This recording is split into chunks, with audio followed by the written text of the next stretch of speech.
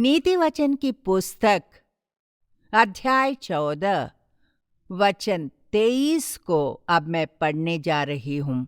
परिश्रम से सदा लाभ होता है, परंतु बकवाद करने से केवल घटी होती है। मेहनत परिश्रम करते हैं, जीवन में अनेक कष्ट सहते रहते हैं।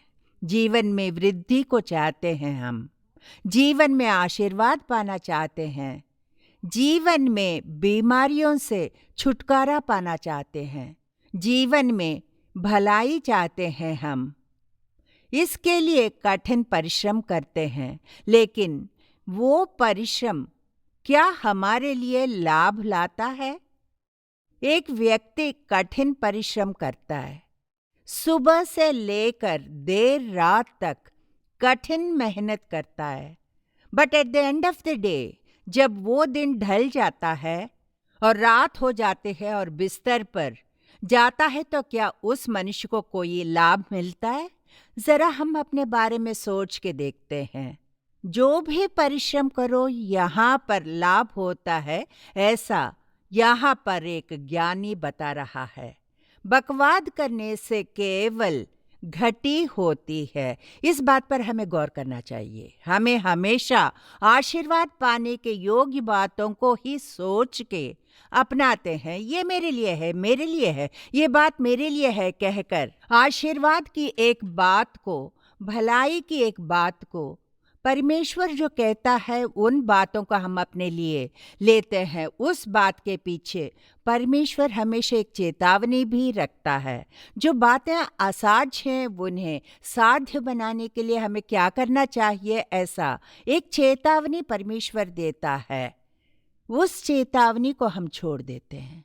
यहाँ पर आशीर्वाद योग्य एक बात बताई गई है। जो भी परिश्रम हो सदा लाभ होता है, परंतु बकवाद करने से केवल घटी होती है। मतलब हम अपने बकवाद की वजह से ही घटी होती है और हम फंस जाते हैं। मतलब हम जो बातें करते हैं उसकी वजह से ही हम फंस जाते हैं। हम अपने जीभ से जो बातें करते हैं, यानी जीभ के वश में मृत्यु और जीवन दोनों होते हैं। यानी कि हमें अपने जीभ को अपने वश में रखना और अपने होठों से जो बकवाद करते हैं वो ना करना। हमें अपने आप को अपने वश में रखना चाहिए। क्यों? क्योंकि प्रभु बताता है बकवाद करने से केवल घटी ही होती है। मतलब एक व्यक्ति अपने जीवन में चाहे जितना भी परिश्रम करे, वो मनुष्य की वृद्धि नहीं होती, आशीर्वाद नहीं पाता। वृद्धि क्यों नहीं होती, भलाई क्यों नहीं होती, किस लिए नहीं होती, इसकी अगर जांच करके देखेंगे तो वो मनुष्य अपने जीवन में अपने होठों से उसने जो कमाया है उसी घटी को केवल देख सकता है। हम चाहे जितना भी मेहनत करें, परिश्रम करते रहते हैं, फिर भी सबका लाभ होता ही है, ऐसा बाइबल बताता है। मैं परिश्रम करता हूं लेकिन मेरा लाभ नहीं होता, ऐसा आप सोचते होंगे। वचन बताता है तुम जितना भी परिश्रम करो, हाउ हार्ड यू वर्क, जितना मेहनत करके काम करते हैं उतना लाभ आपका होता है। लेकिन अपने होठों से जो बातें बोलते हैं, बकवाद करते हैं, उसी से हम लोग फंस जाते हैं। चींटियों को गौर से देखो कहकर ज्ञानी बताता है। नीति वचन के अध्याय 6 वचन 6 में हम उस वचन को देखते हैं। हे आलसी, चींटियों के पास जा, उनके काम पर ध्यान दे और बुद्धिमान हो। बुद्धि को हम अपने अध्यापक से सीखने की जरूरत नहीं है, चींटियों के पास से सीखना आवश्यक हो जाता है। किसको देखकर बता रहा है? आलसी को देखकर। हाथ पांव सुकड़ के सोने वाले एक मनुष्य को, समय बर्बाद करने वाले मनुष्य को देखकर, निष्फल कार्य करते हुए अपने समय को, दिन को, घंटे, पलों को बेकार करने वाले एक मनुष्य को देखकर परमेश्वर कह रहा है तू जा, चींटियों के पास जाके देख, उनके काम पर ध्यान दे और बुद्धिमान हो। मतलब चींटियां और आलसी लोग डायरेक्ट ऑपोजिट पर्सन्स हैं। चींटियों का ऑपोजिट कौन है? आलसी। आलसी का ऑपोजिट कौन है? चींटियां। इस संसार में अनेक लोगों को देखते हैं, वो काम नहीं करते, हमेशा खूब पीते हैं, शराबी मदहोश होकर नशे में धुत रहते हैं। उनके आसपास क्या हो रहा है नहीं जानते, इर्द गिर्द क्या हो रहा है नहीं जानते, बाद में क्या होता है वो नहीं जानते। उस समय वे लोग नशे में रहते हैं, इसलिए वो क्या कर रहे हैं खुद नहीं जानते। अगर उस वक्त का वीडियो बना के बाद में उसे प्ले करके उन्हें दिखाएंगे तो वो देख के लज्जित हो जाते हैं, खुद से नफरत हो जाती है और कहते हैं क्या मैं इस कूड़े के पास पड़ा हुआ था, इतनी गंदी जगह पर मैं नशे में पड़ा हुआ था। इस तरह मैंने अपनी पत्नी को मारा, अपने बच्चों के साथ ऐसा बर्ताव किया, मैंने इस तरह उल्टी करके सारी जगह को गंदा कर दिया था क्या? उन्हें ये सब नहीं पता होता है। अशुद्ध कार्य में वो लोग भाग लेने के कारण जो भी किया उसका पता ना चलने के कारण कुछ समझते नहीं, इसीलिए वो लोग ऐसी गलतियां हमेशा करते रहते हैं। हम भी गलती करते हैं। हम जो गलती करते हैं, हम स्वयं जो गलती करते हैं उसे समझ नहीं पाते हैं। हम सोचते हैं कि मैंने कोई गलती नहीं की है, मैं तो सब ठीक ठाक कर रहा हूँ। इसीलिए परमेश्वर का वचन कहता है, हमें दिखाता है एक आलसी से एक मनुष्य को देखकर कि चींटियों के पास जाके सीख, मकड़ी के पास जाके सीख।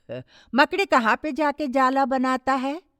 ऊंची जगहों पर जाके, राजा के अंतपुर में ऊंची जगह पर बनाता है। इसमें एक बात है, राजाओं का राजा परमेश्वर के सम्मुख हमें अपने जीवन को ऊंचे स्थल पर रखकर हमें जीवन जीना होगा। सांप कहाँ पर छुपा रहता है? खरगोश कहाँ पर छुपा रहता है? उसका नाम भी वैसा ही है। बाइबल बताता है, गड्ढा खोद के अंदर जाके मिट्टी के नीचे रहता है। लेकिन मकड़ी कहाँ पर रहता है? राजा के भवन में ऊंचे ऊंचे स्तंभ के बगल में कोने में अच्छा सा डिजाइन बनाकर जाला बना के राजभवन में वो अपने हाथों से अपने लिए जाला बना के राजा के भवन में मकड़ी लटकते रहते हैं। हमें भी मकड़ी से अवश्य सीखना होगा। देखिए, पतन की जगह पर हमें नहीं जीना चाहिए। ऊंचे परमेश्वर की प्रसन्नता में ऊंचे जगह पर राजा के महिमा को देख सकने की उस परमेश्वर के सम्मुख हमें जीवन बिताना चाहिए। चींटियां क्या करती हैं? गर्मी के मौसम में काम करती हैं, बारिश के मौसम में उसने जो खाना जमा के रखा है उसे खाते हैं। मतलब उनके अंदर जो बुद्धि है वो एक मनुष्य में नहीं है। सोचिए, घर में 2 लड़कियां हैं या फिर घर में बच्चे होते हैं, उनके पढ़ाई के बारे में चिंता ना करने वाला एक मनुष्य, बच्चों के बारे में, बच्चे लड़कियां, एक दिन उनकी शादी करवानी है, जेवर वगैरह जमाने हैं, शादी का इंतजाम करने के काम सब निपटाने हैं, ऐसी सोच ही ना रखने वाले मनुष्य, ऐसी सोच ना होने की वजह से वो मनुष्य क्या करता है? वो बिना परिश्रम किए ही कोई लाभ ना पाकर जीवन जीता है। तब हमें देखकर परमेश्वर कहता है, तू जाके चींटियों से सीख ले, खरगोश के पास सीख ले। वो नीचे, पहाड़ के नीचे वो खोद के अंदर जाता है, जाके अपने आप को छुपा के अपनी रक्षा करता है। इसमें भी एक बात है, खरगोश क्या करता है? पहाड़ के नीचे खोद के अंदर जाता है। पहाड़ के नीचे खोदना बहुत मुश्किल है। पहाड़ के नीचे खोदते वक्त पानी का स्रोत आता है। मूसा को देखकर परमेश्वर कहता है, तो उस चट्टान को देखकर उससे बात कर। उस पत्थर के चट्टान से क्या आता है? पानी का स्रोत आता है। यीशु मसीह हमारा चट्टान है। हमें खरगोश की तरह खोद के हमें जो भलाई चाहिए उसे लेके गहराई तक जाके जिस तरह खरगोश अपने आप की रक्षा करता है, अंदर जाके बैठता है, वैसे ही हमें बाइबल में जो चट्टान यीशु मसीह है, उसकी बातों में, उसके सोच में, उसकी जो बातें हैं, चरित्र है, उसमें हमें गहराई तक जाके उसे और भी गहराई से जानकर उसके साथ एक होने के लिए हमें अपने आप को संवार के जीना होगा। यही बात बाइबल बता रही है। मतलब छोटे प्राणियों से हमें सीख लेनी चाहिए। हम प्रयास करके एक कार्य को करने का प्रयत्न करते हैं तो अधिक प्रयत्न करते हैं। प्रयत्न करने में हमें वहां पर लाभ होता है। Hallelujah, hallelujah. हमारा सच में लाभ होता है मेरे प्रियजनों। लेकिन हम करते क्या है? मुंह के बातों से ही हम लोग फंस जाते हैं, गिर जाते हैं, नाश हो जाते हैं। बिना कुछ पाए, लाभ ना पाने की स्थिति में ही रहते हैं। कुछ समय में प्रश्न पर प्रश्न पूछते ही जाते हैं। हम लोग परमेश्वर से प्रश्न पूछते हैं, लोगों से प्रश्न पूछते हैं, इर्द गिर्द की बातों को, संदर्भ को देखकर प्रश्न पर प्रश्न किए जाते हैं। ऐसा क्यों हो रहा है? इसकी वजह से क्यों प्रभु मेरे लिए अद्भुत कार्य नहीं करता? मुझे प्रभु चंगा क्यों नहीं करता? मेरे लिए क्यों आश्चर्य कार्य नहीं किया? प्रभु ने मुझे क्यों नीचे ढकेल दिया? ऐसे कई प्रश्न हम हमेशा पूछते ही रहते हैं। पता है प्रश्न कौन पूछता है? और बाइबल बताता है, बुद्धिहीन अपने मुंह से अधिक प्रश्न पूछता रहता है कहकर बाइबल बता रहा है।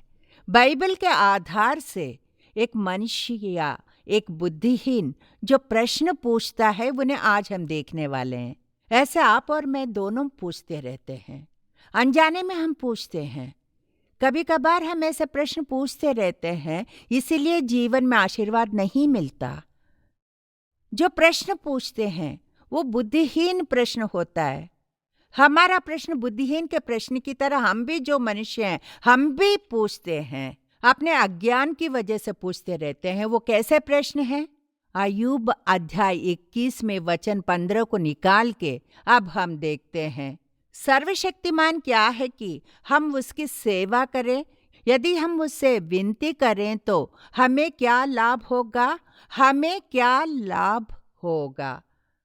परमेश्वर के पास मुरमुराती बातें, मनुष्य से पूछने वाले प्रश्न से हमें क्या लाभ होता है, ये हम अभी देखने वाले हैं। यहाँ पर एक दुर्जन पूछ रहा है। वो कैसे पूछ रहा है?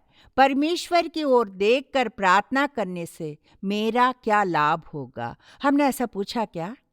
कई बार पूछा होगा हमने। परमेश्वर की प्रार्थना करते हैं, इस कार्य के लिए अनेक वर्ष से प्रार्थना करते आ रहे हैं, लेकिन कोई भलाई नहीं हो रही है। इस कार्य को परमेश्वर के सम्मुख रखकर रो रो के आंसू बहा के प्रार्थना कर रही हूँ, लेकिन लगता है मेरी प्रार्थना नहीं सुनी गई। मेरी प्रार्थना से उद्धार नहीं मिला है। मेरी प्रार्थना से बीमारी चंगा नहीं हुआ है। मेरी प्रार्थना से कोई अद्भुत कार्य नहीं हुआ है। तो फिर मेरी प्रार्थना करने का क्या लाभ है? ऐसा पूछा क्या? जी हाँ, पूछा है। बाइबल के क्लेश काल में पूछा है। रो रो के प्रार्थना कर रहे हैं, लेकिन मेरी प्रार्थना क्यों नहीं सुन रहा है? प्रार्थना करने से मेरा क्या लाभ होगा? बुद्धिहीन ऐसे ही प्रश्न पूछते हैं। हमने पूछा भी है, हम भी दुर्जन की तरह ही है। बुद्धिहीन ऐसे ही प्रश्न पूछते हैं। हम भी उसी बुरे मार्ग में हैं। प्रार्थना करने से मेरा क्या लाभ? उसने कोई फल दिया है? 30 सालों से प्रार्थना कर रही हूं, 30 सालों से उसने फल दिया क्या? 38 सालों से उस तालाब के पास चंगा कब होऊंगा, कब मैं चंगा हो जाऊंगा कह के राह देखने वाला उस मनुष्य ने अपने मन में श्राप दिया होगा। पूछा होगा मेरा क्या लाभ होगा? यहाँ पर जो तालाब है उसमें मुझे ले जाके डुबोने वाला एक भी मनुष्य नहीं है। मैं पिता से प्रार्थना कर रहा हूँ, यहोवा परमेश्वर से मैं प्रार्थना कर रहा हूँ, लेकिन मेरा कोई लाभ नहीं होता। इस तरह बड़बड़ाने वाले हम लोग बड़बड़ाते हैं। मैंने भी बड़बड़ाया है, आपने भी अवश्य किया होगा। क्यों? प्रार्थना का कोई फल नहीं मिला। मेरी प्रार्थना करने का क्या लाभ? मेरी सेवा करने का क्या लाभ होगा? बाइबल पढ़ने से क्या लाभ होगा? दशवांश देने से भला क्या लाभ होगा? परमेश्वर को देने से भला मेरा क्या लाभ होगा? मंदिर या चर्च में हर संडे को मेरे जाने से क्या लाभ होगा बताइए? एक ब्रदर के घर पर गए थे। वो ब्रदर हमारे मंदिर में प्रार्थना आराधना में शामिल हुए थे। एक बार, 2 बार, यहाँ तक कि 3 बार भी वो आए थे। उस ब्रदर की इकलौती बेटी थी, स्वस्थ नहीं हुई। दुनिया में शायद और किसी को ऐसा रोग नहीं था, उनकी जवान बेटी को। एक ऐसे बीमार थी और डॉक्टर्स ने तो हार मान ली थी। उनकी बेटी की हालत बहुत नाजुक थी। पवित्र आत्मा ने मुझे वहां जाने पर मजबूर किया। वो लोग हमारे मंदिर के सदस्य नहीं थे, दूर रहते थे। हमारे चंगाई सभा में एक के बदले 3-3 बार आए थे वो लोग। वो शनिवार के दिन आए थे और मुझे पवित्र आत्मा अगुवाई कर रहा था। उनके घर जाने के लिए एक मार्ग को बना रहा था। मैं जा रही थी, वहां जाके बैठ गई।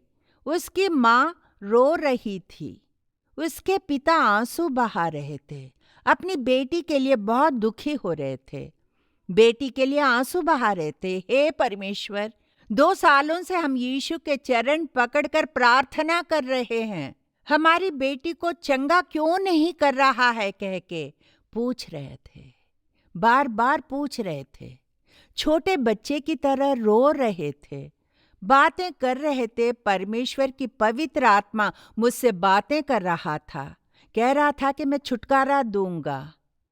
यिर्मयाह अध्याय 30 के वचन से पवित्र आत्मा परमेश्वर बातें कर रहा था, कार्य कर रहा था। प्रार्थना करते वक्त पवित्र आत्मा ने मेरे मन में प्रकट किया था कि प्रार्थना के समय की उस परिवार पर एक अंधेरा छाया हुआ है।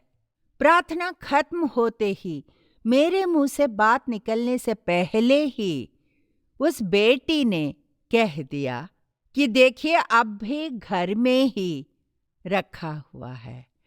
उसके माँ ने जब से मैं आई हूं तब से 4-5 बार कह दिया था कि 4 दिनों से, जी 4 दिनों से मेरी बेटी दुबली हो गई है। 4 दिन से पानी नहीं पी रही है, 4 दिन से खाना नहीं खा रही है, 4 दिन से सांस भी ठीक से नहीं ले पा रही। जहाँ बैठी है वहां से उठ के थोड़ी दूर भी चल नहीं पा रही है। वैसे ठीक ही थी, लेकिन 4 दिन से बीमारी बढ़ गई है।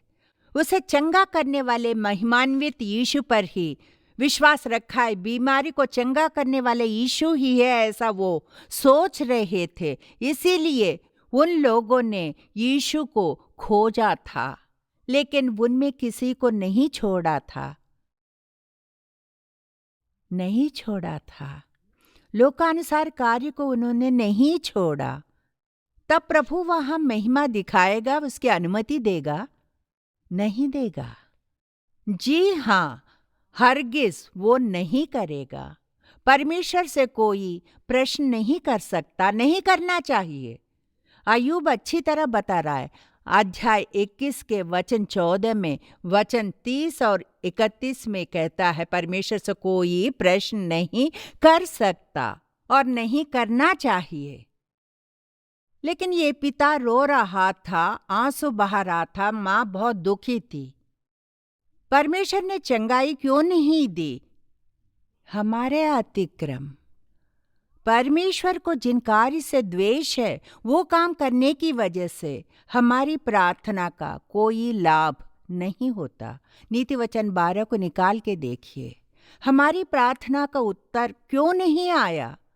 हमारी प्रार्थनाओं को क्यों नहीं सुन रहा है? 12-14 को पढ़ के देखते हैं। सज्जन अपने वचनों के फल के द्वारा भलाई से तृप्त होता है और जैसी जिसकी करनी वैसी उसकी भरनी होती है। जैसी जिसकी करनी वैसी उसकी भरनी होती है। जैसी करनी वैसी भरनी होती है। तब हमारे हाथ के कार्य क्या हैं? हमारे हृदय की इच्छा क्या है? हमारे जीवन के कार्य क्या हैं? आपको सोचना पड़ेगा। प्रार्थना क्यों नहीं सुनी जा रही है? मेरी प्रार्थना करने से क्या लाभ? हम बड़बड़ा के परमेश्वर से प्रश्न कर रहे हैं, निडर होके पूछ रहे हैं, अपने हद को लांग के पूछ रहे हैं। तेरी सेवा करने की कोई आवश्यकता नहीं है। मैं जाके कहीं आराम से बैठ के अपना काम कर सकता हूं कह के निडर होके प्रश्न करते रहते हैं। लेकिन देखिए प्रियजनों, जैसी जिसकी करनी होती है वैसी उसकी अपनी अपनी भरनी होती है। मतलब हम गलती कर देते हैं और बदले में क्या कहते हैं? यीशु से मैं 2.5 सालों से प्रार्थना कर रही हूँ, 6 सालों से मैं यीशु के चरणों को पकड़ी हुई हूँ, लेकिन मुझे कोई लाभ क्यों नहीं हुआ? हम उसे प्रश्न कर रहे हैं। यहोशू ने ऐसा ही किया था। मुंह के बल पृथ्वी पर गिर के रो रहा था यहोशू। आई नगर में हार गए थे वो लोग। उससे पहले यरीहो नगर में, बड़ा नगर, उसके सामने गए और जीत कर आ रहे थे। उसके बाद के नगर को उन्हें जीतना था, आई नाम के नगर को। उस नगर में जाने के लिए 3,000 लोग रवाना होके गए, क्योंकि वो छोटा सा नगर था, एक छोटा सा गांव। उसे हराने के लिए केवल 3,000 लोग काफी हैं, ये सोच के जा रहे थे। लेकिन वो तितर बितर होके हार के गिर गए। इस्राएली लोग गिर गए, वो हार गए थे। तब यहोशू जाके परमेश्वर के सम्मुख मुंह के बल पृथ्वी पर पड़ा और कहने लगा, हाय प्रभु, तू अपनी इस प्रजा को यहाँ क्यों ले आया? अध्याय 7 में वचन 10-11 में वो रो रहा था। ये इतना छोटा गांव है, यहाँ पर जो इतने थोड़े लोग रहते हैं, यहाँ पर हमें लाकर इन लोगों से हमें क्यों हरा दिया है? हमारा अपमान करने के लिए ही तू हमें यहाँ ले आया है। हम लोगों को क्यों हराया प्रभु? देखिए, यहोशू नाम का मनुष्य पवित्र है। वो मुंह के बल पृथ्वी पर गिर के प्रभु के सम्मुख रो रहा था। लेकिन उसे नहीं पता था कि आकान नाम के मनुष्य ने, इस्राएलियों ने पाप किया है। ये बात परमेश्वर जानता है कि नहीं? प्रभु जानता है। आकान नामक एक मनुष्य उन लोगों के बीच में था। उसने परमेश्वर की आज्ञा ना मानकर उसका उल्लंघन किया, पाप किया था। इसीलिए इस्राएली लोग गिर गए थे। आपके परिवार में आप पवित्र हो सकते हैं, आप यथार्थ हो सकते हैं, लेकिन आपके परिवार का कोई व्यक्ति होगा जिसकी वजह से आप गिरे हुए हैं। यहोशू पवित्र ही था, मूसा पवित्र था, काले पवित्र था। उनके इर्द गिर्द जो बाकी याजक, लेवियों जो भी थे पवित्र थे। हो सकता है उस देश की सारी प्रजा परमेश्वर की आज्ञा मानती हो, लेकिन एक मनुष्य, आकान नाम के मनुष्य ने परमेश्वर की वस्तुओं में से जो चुराया था उनमें से एक भी नहीं लेंगे कह के परमेश्वर ने कहा, तो उस आज्ञा का उल्लंघन किया था आकान ने। इसीलिए उसे ले जाकर उस पर इस्राएलियों ने पथराव किया और उसके ऊपर पत्थर डाल दिए। उसके ऊपर पत्थरों का बड़ा ढेर लगा दिया जो आज तक बना है। मतलब परमेश्वर की आज्ञा का पालन ना करके जब पाप करते हैं तो परमेश्वर जिस कार्य से द्वेष करता है वो करने पर हमारी प्रार्थना को नहीं सुनता। बाद में हमें ये नहीं कहना चाहिए कि मैं जो प्रार्थना करता हूँ उसका कोई लाभ नहीं होता। उसी तरह यहाँ पर प्रार्थना का क्या लाभ होगा ऐसा नहीं पूछना चाहिए। अपने आप को जांच के देखिए, where did I go wrong, कहाँ पर इसकी हमें जांच करनी होगी। सोचना होगा गलती क्यों हो रही है, बार बार हो रही है, फिर से हो रही है। उठ के खड़ा नहीं हो पा रहा हूँ, आशीर्वाद नहीं मिलता, जी नहीं पा रहा हूँ, ऐसा क्यों भला, आगे नहीं बढ़ पा रहा हूँ, वृद्धि नहीं हो रही है, अपने व्यापार में सफल नहीं हो रहा हूँ, सेवा में खड़ा नहीं हो पा रहा हूँ। कहीं ना कहीं तो लग रही है, अड़चन पैदा हो रहा है। हम प्रश्न कर रहे हैं कि हमारी प्रार्थना का क्या लाभ हो रहा है, लेकिन कहीं ना कहीं कुछ तो गलती हमारे अंदर अवश्य हो रही है। आंखें बंद करके, सर झुका के, मैं पवित्र बन के जीने से क्या लाभ होगा, मेरी प्रार्थना करने से क्या लाभ है, ऐसा सोचने वाले परमेश्वर के जन, ये अपने आप को जांचने का समय है। ये अपने आप को समर्पित करने का समय है। भलाई से तृप्त करेगा, अपने अनुग्रह से हमारी अगुवाई करेगा। पिता, तेरी इन बातों के लिए तेरी स्तुति करते हैं। Thank you father. अपने सम्मुख हमें चलाने के लिए तेरा धन्यवाद करते हैं पिता। तेरी प्रसन्नता और पवित्र आत्मा परमेश्वर की प्रसन्नता से ये सारी जगह को भरने के लिए तेरी स्तुति देते हैं। उन दिनों मेघ के खंभे में और आग के खंभे में होकर इस्राएलियों को चलाया था, उसी तरह आज के दिन मेघ का खंभ बन के आने के लिए तेरा धन्यवाद करते हैं। सारी स्तुति, महिमा, आदर सब तुझी को, केवल तुझी को देते हैं प्रभु। हम पर अपनी दया दिखा, तेरी प्रजा तेरे सत्य को जान सके, उसे प्राप्त कर सके, आशीर्वाद पा सके। अपने तेरे नाम की महिमा के लिए परमेश्वर यीशु मसीह के नाम में प्रार्थना करते हैं, हमारे अच्छे पिता। आमीन।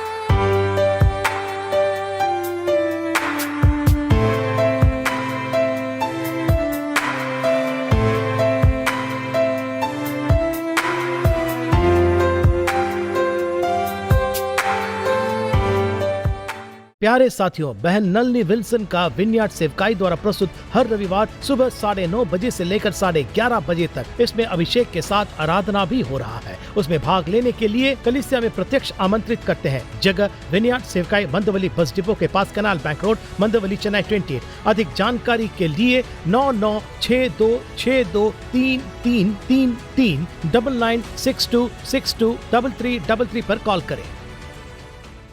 बहन नलनी विल्सन का विनयार्ड सेवकाई द्वारा प्रस्तुत लगातार प्रार्थना, नॉन स्टॉप प्रेयर, हर दिन दोपहर 12 बजे से लेकर 1 बजे तक आपको लगातार प्रार्थना के लिए प्रत्यक्ष और ऑनलाइन गूगल मीट के द्वारा आमंत्रित करते हैं। प्रत्यक्ष आने वाले number 7 south canal bank road, Mandawali bus depot के पास में, मंदवली, चेन्नई 28 पर आए। ऑनलाइन गूगल मीट में आने वाले अधिक जानकारी के लिए 9962623333 पर कॉल करें।